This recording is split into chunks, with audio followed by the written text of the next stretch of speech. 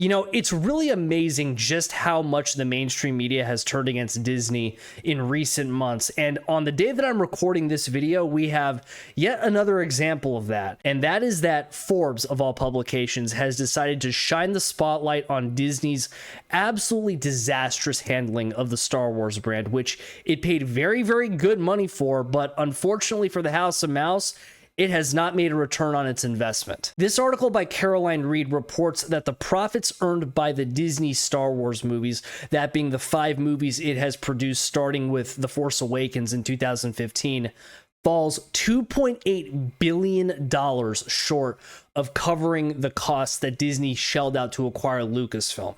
Yikes. And Disney is clearly embarrassed about this because, according to the article, the company tried this little sleight of hand in order to conceal this fact from the eyes of shareholders. Not too long ago, when Bob Iger was embroiled in his proxy battle with Nelson Peltz, he was not nearly as sure-footed in his position as he or his friends at Disney wanted him to be. Ergo, they campaigned their stockholders hard, and part of how they did this was they prepared a 67-page presentation showing what an amazing CEO Mr. Iger has been for the company. And this included a section showing the different IPs that Iger has acquired for Disney and how they have generated a fantastic return on investment. Well, one curious part of this presentation is that it claims that Bob Iger's regime at Disney generated a 2.9 times return on the purchase of Lucasfilm. But as it turns out, Disney, being true to full of shit form as per usual,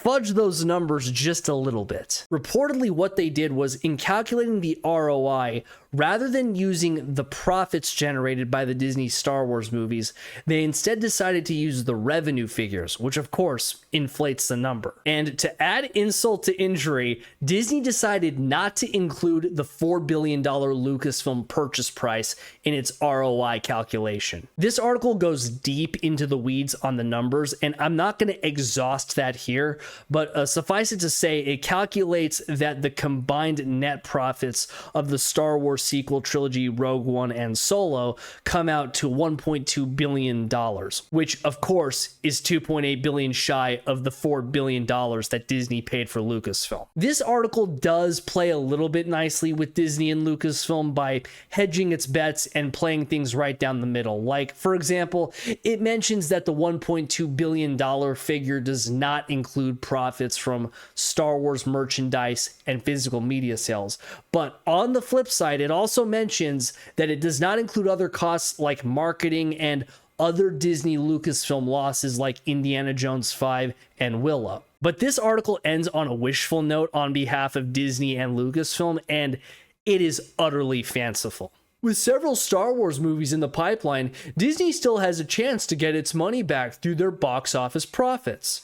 No. Not fucking likely. The films have rediscovered the magic formula to appeal to fans, but aren't yet a force to be reckoned with for investors. The magic formula for fans? Are you kidding? The sequel trilogy ruined the original trio of Han, Luke, and Leia. There hasn't been a theatrical Star Wars release for 5 years. The Mandalorian stooped so low to include Lizzo's fat ass, and none of the other Disney Plus shows have been scintillating successes. With a Star Wars brand taking as much damage as it has through poor content and woke politics, it's never going to have a box office bonanza the likes of The Force Awakens again. That's history. As for the possibility of Disney making up the difference between its current profits on Star Wars and the acquisition price of Lucasfilm through things like merchandise and physical media sales, I would not count on that. First of all, a lot of big box retailers, they're doing away with physical media or have already done away with physical media because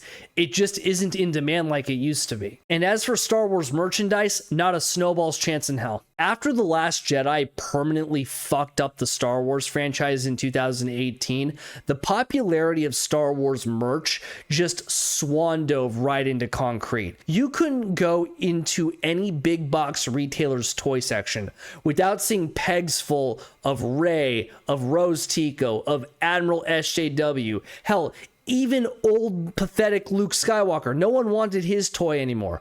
No one liked these characters, so no one wanted the toys of these characters that they didn't like, so no one wanted Star Wars toys anymore. To be fair, I think this trend did reverse a little bit with the popularity of Baby Yoda when The Mandalorian was all the rage. But that was a few years ago, and things ain't looking pretty now. I mean, Disney's Q1 earnings report confirms that in its consumer products division, Star Wars is very much declining. So yeah, the ending of this article is nothing but charity for Disney and Lucasfilm. And if Disney has not broken even on its acquisition by now, I don't think it ever will.